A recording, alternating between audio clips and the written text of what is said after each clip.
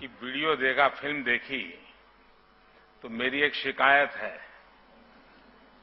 और मैं चाहूंगा कि इसमें सुधार कीजिए। आपने बार बार उसमें माननीय मुख्यमंत्री और माननीय प्रधानमंत्री कहा है। मैं आपके परिवार का सदस्य हूं, न मैं यहां प्रधानमंत्री हूं, न मुख्यमंत्री हूं।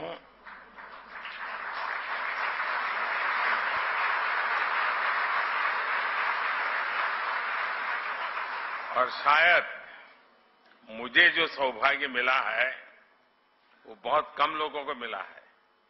मैं 4 पीढ़ी इस परिवार के साथ जुड़ा हूं, 4 पीढ़ी, और चारों पीढ़ी मेरे घर आई है।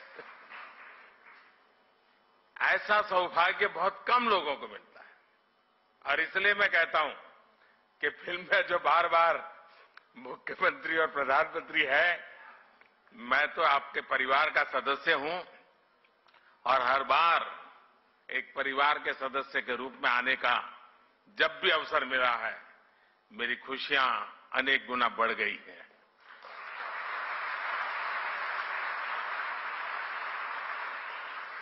कोई समुदाय, कोई समाज या संगठन, उसकी पहचान इस बात से होती है कि वो समय के अनुसार अपनी प्रासंगिकता को कितना कायम रखता है। समय के साथ परिवर्तन और विकास की इस कसौटी पर दाऊदी बोहरा समुदाय ने हमेशा खुद को खरा साबित किया है। आज अल जमाया तुस सैफिया जैसे शिक्षा के महत्वपूर्ण केंद्र का विस्तार इसका एक जीता जागता उदाहरण है। मैं संस्था से जुड़े हर व्यक्ति को मुंबई शाखा शुरू होने की और 150 साल पुराना सपना पूरा हुआ है, आपने पूरा किया है। मैं आपको बहुत बहुत बधाई देता हूं, बहुत दिल से बधाई देता हूं। साथियों, दाऊदी बोहरा समुदाय और मेरा रिश्ता कितना पुराना है, ये शायद ही कोई ऐसा होगा जिसको पता न हो। मैं दुनिया में कहीं पर भी गया, वो प्यार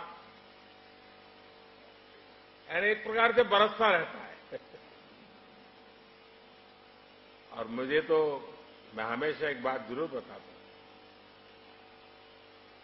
मैं सैयदना साहब 99 एज थी, मैं ऐसे ही चला गया वहां सरसपुर।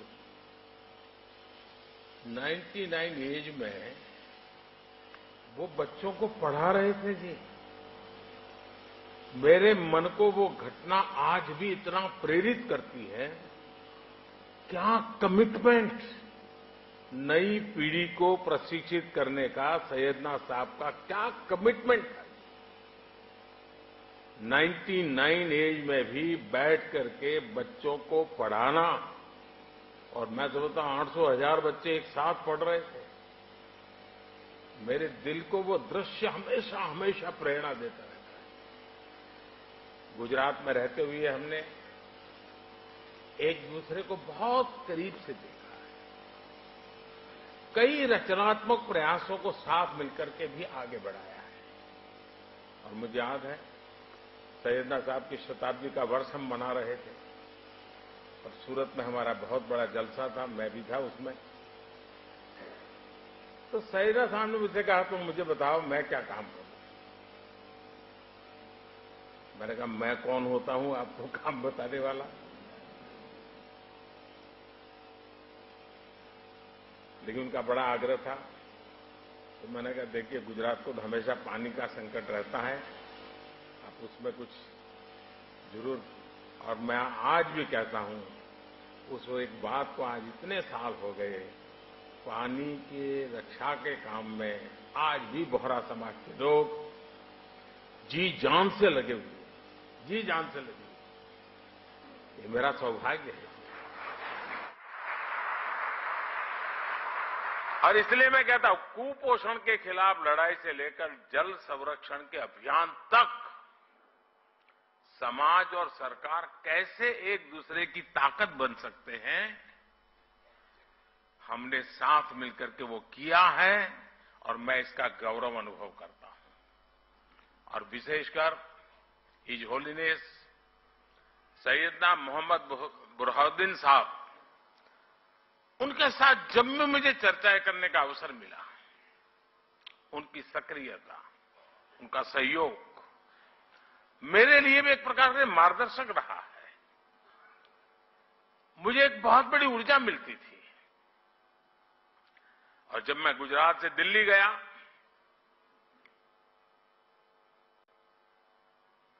आपने गादी संभाली, वो प्यार आज भी बना हुआ है, वो सिलसिला चलता रहा। इंदौर के कार्यक्रम में his holiness doctor Syedna Mufaddal Saifuddin साहब और आप सब ने अपना जो स्नेह मुझे दिया था, वो मेरे लिए बहुत अनमोल है। साथियों, मैं देश ही नहीं, जैसा मैंने कहा, विदेश में भी कहीं जाता हूं तो मेरे बोहरा भाई बहन रात में अगर 2 बजे भी लैंड किया है तो 2-5 परिवार तो आए ही है एयरपोर्ट पे। मैं उनको कभी कहता हूं, इतनी ठंड में आप क्यों कर रहे? नहीं, बोले आप आए हैं तो बस हम आ गए। वो दुनिया के किसी भी कोने में क्यों ना हो, किसी भी देश में क्यों ना हो, उनके दिलों में भारत की चिंता और भारत के लिए प्रेम हमेशा दिखाई देता था।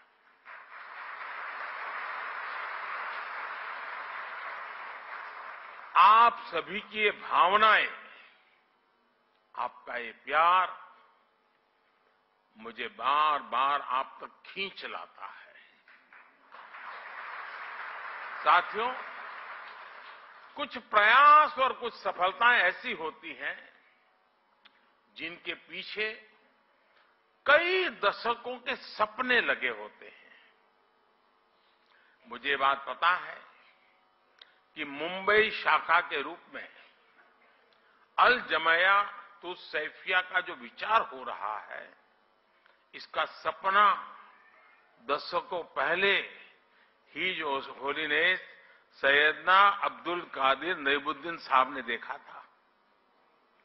उस समय देश गुलामी के दौर में था। शिक्षा के क्षेत्र में इतना बड़ा सपना अपने आप में एक बहुत बड़ी बात थी।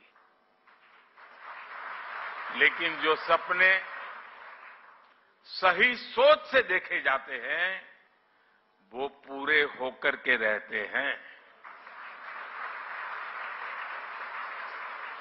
आज देश जब अपनी आजादी के अमृतकाल की यात्रा शुरू कर रहा है, तो शिक्षा के क्षेत्र में बोहरा समाज के इस योगदान की अहमियत और भी बढ़ जाती है। और जब आजादी के 75 साल की याद करता हूं तो मैं एक बात का जिक्र जरूर करूंगा, और मेरा तो आप सबसे आग्रह है कि जब भी आप सूरत जाएं या मुंबई आए, एक बार दांडी जरूर हो आइए। दांडी यात्रा महात्मा गांधी जी की आजादी का एक टर्निंग पॉइंट था। लेकिन मेरे लिए सबसे बड़ी बात वो है कि दांडी यात्रा में, दांडी में नमक सत्याग्रह के पहले गांधी जी आपके घर में रुके थे, दांडी में।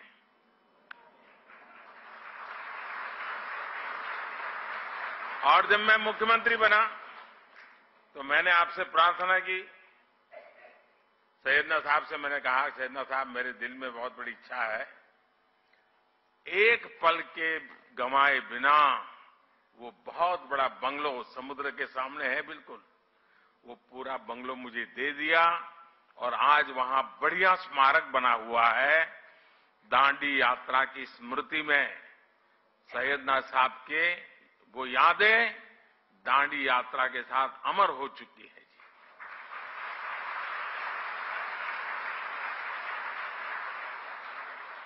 आज देश नई राष्ट्रीय शिक्षा नीति जैसे सुधारों के साथ, यहां बहुत सारे पुराने और वर्तमान वाइस चांसलर्स बैठे हैं, मेरे सारे साथी रहे हैं।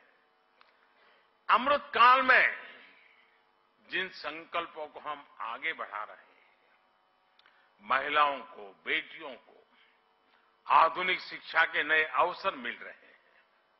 इसी मिशन के साथ अल जमायातुस सैफिया भी आगे बढ़ रहा है।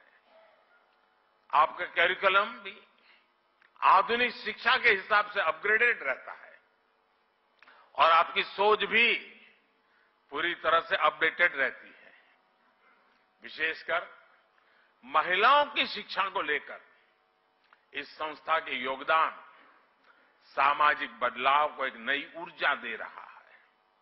साथियों, शिक्षा के क्षेत्र में भारत कभी नालंदा और तक्षशिला जैसे विश्वविद्यालयों का केंद्र हुआ करता था। पूरी दुनिया से लोग यहां पढ़ने और सीखने आते थे। अगर हमें भारत के वैभव को वापस लाना है तो हमें शिक्षा के उस गौरव को भी वापस लाना होगा। इसलिए आज भारतीय कलेवर में ढली आधुनिक शिक्षा व्यवस्था ये देश की प्राथमिकता है। इसके लिए हम हर स्तर पर काम कर रहे हैं। आपने देखा होगा, पिछले 8 वर्षों में रिकॉर्ड संख्या में यूनिवर्सिटीज भी खुली है। मेडिकल एजुकेशन जैसी फील्ड में जहां युवाओं का रुझान भी है और देश की जरूरत भी है, उसे देखते हम हर जिले में मेडिकल कॉलेज खोल रहे हैं। आप देखिए, 2004 से 2014 के बीच देश में 145 मेडिकल कॉलेज खोले थे, जबकि 2014 से 2022 के बीच 260 से ज्यादा मेडिकल कॉलेज खोले गए। बीते 8 वर्षों में देश में, और एक खुशी की बात है, देश में हर सप्ताह एवरी वीक एक यूनिवर्सिटी और 2 कॉलेज खुले हैं। Every week.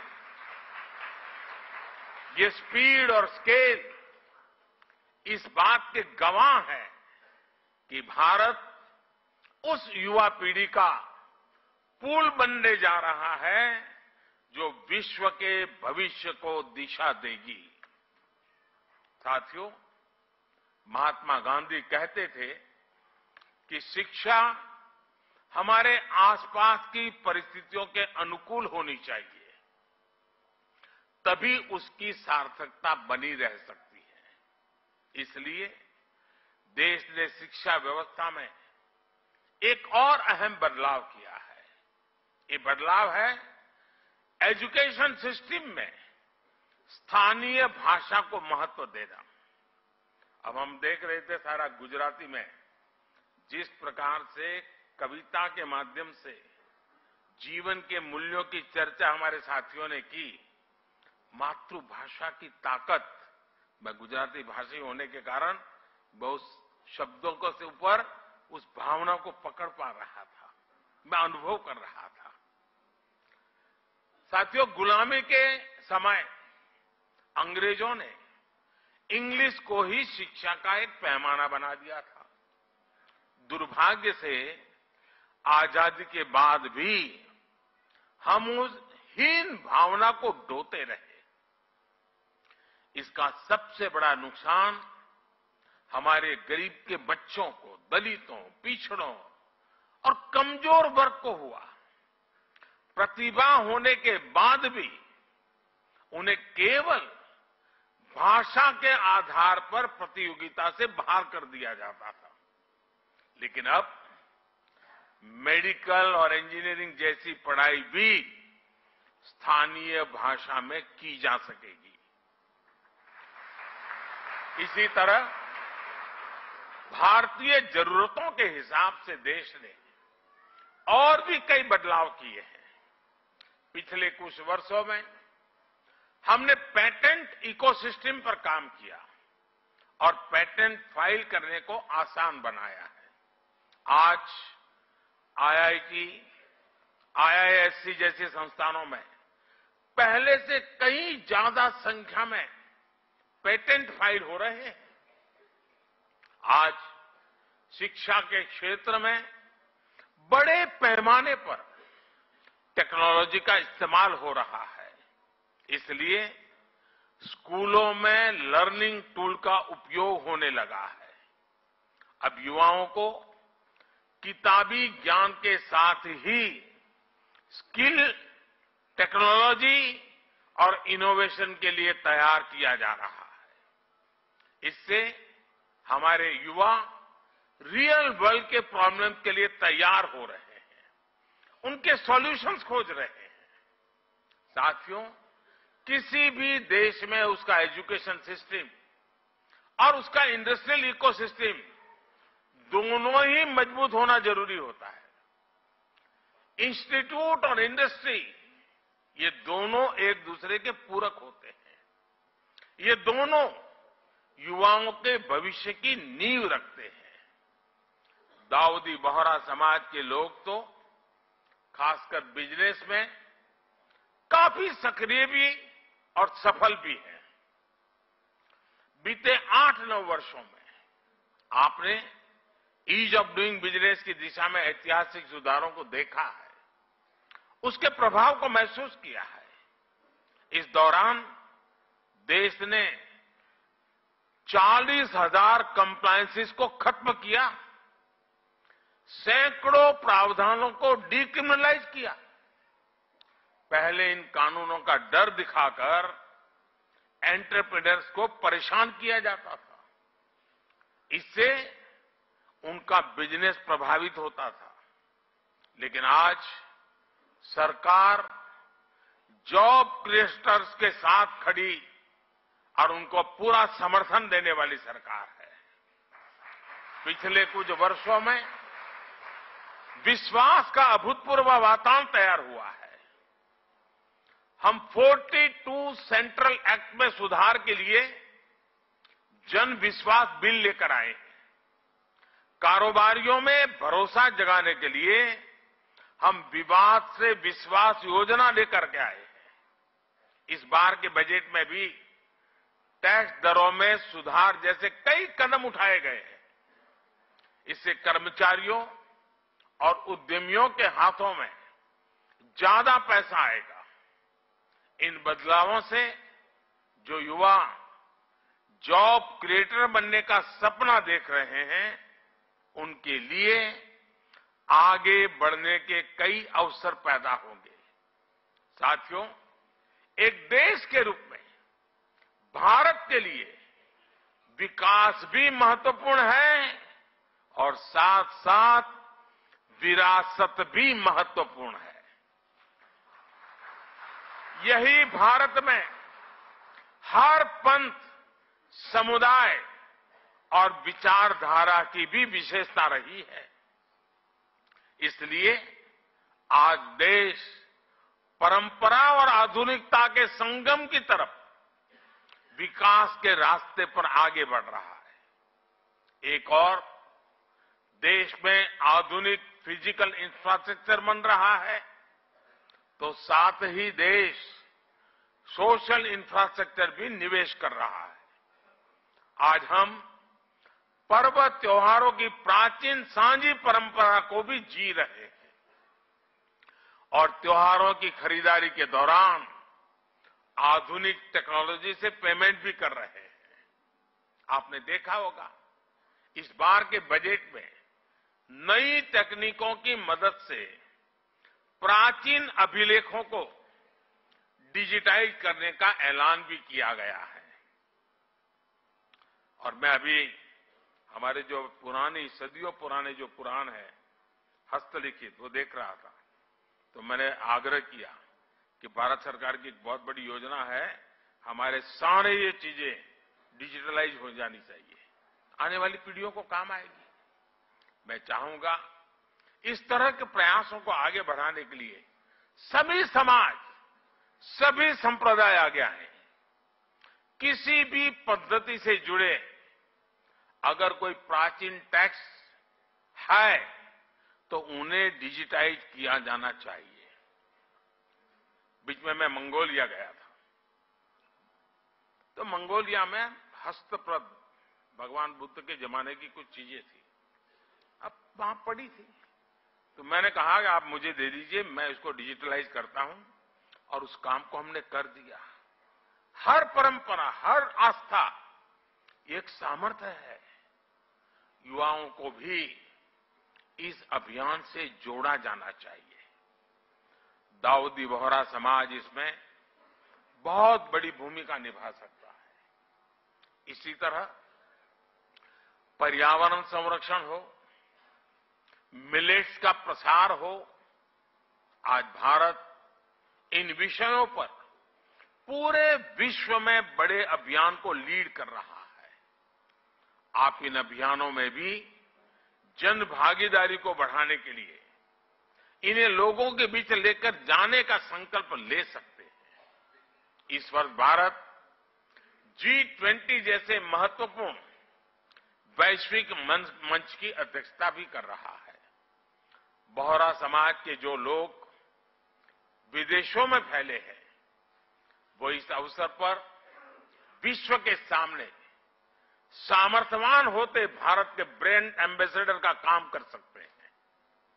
मुझे विश्वास है कि आप हमेशा की तरह इन जिम्मेदारियों का उतनी ही खुशी से निर्वहन करेंगे। विकसित भारत के लक्ष्य तक पहुंचने में दाऊदी बोहरा समुदाय अपनी महत्वपूर्ण भूमिका निभाता रहा है, निभाता रहेगा, ये मेरा पूरा विश्वास है। और इसी कामना और इसी विश्वास के साथ आप सभी को मैं फिर से एक बार बहुत बहुत शुभकामनाएं देता हूं। और इस पवित्र अवसर पर आपने मुझे यहां आने का अवसर दिया। सैयदना साहब का विशेष प्यार रहा है। पार्लियामेंट चल रही थी, फिर भी मेरे लिए यहां आना उतना ही महत्वपूर्ण था, और इसलिए मुझे आज आकर के आप सबके आशीर्वाद लेने का सौभाग्य मिला। मैं फिर एक बार आप सबका हृदय से बहुत बहुत धन्यवाद करता हूं। बहुत बहुत धन्यवाद।